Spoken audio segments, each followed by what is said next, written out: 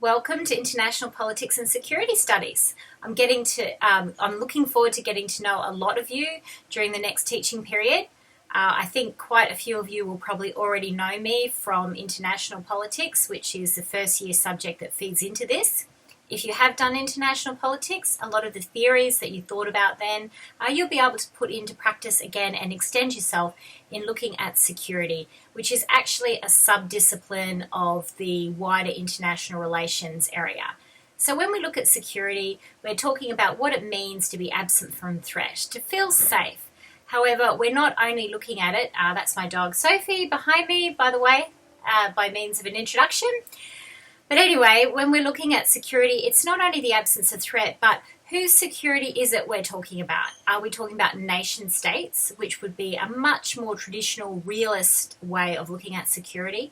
Or today, we also look at a lot of non-traditional threats, and we look at what it means for the security of an individual to actually be threatened as well, and why and when and how it is that we approach these sorts of threats. And so this all comes under the banner usually of critical theories or less traditional approaches to security. There will be plenty of scope in this course to use topics of interest to you, theories of interest to you in analysing security, so I hope you find it enjoyable. You'll get the most out of it if you join in activities at least once in discussion threads every week. If you come along or listen to the collaborate sessions, at least for the first assessment related collaborate session, I'm going to try a different format where I'm going to send you a recording, but then a week after that and a little bit closer to doing assignments, I'm going to just hold an open Q&A session where you can just drop in and ask questions.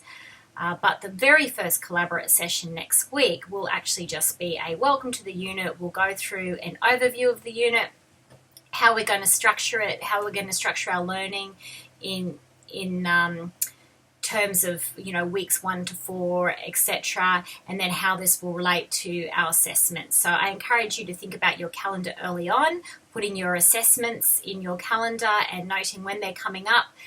Plan for it, and like I said, you'll get the most out of it if you keep up just a little bit at a time instead of just cramming at the last minute and then wondering, oh, what's she talking about here?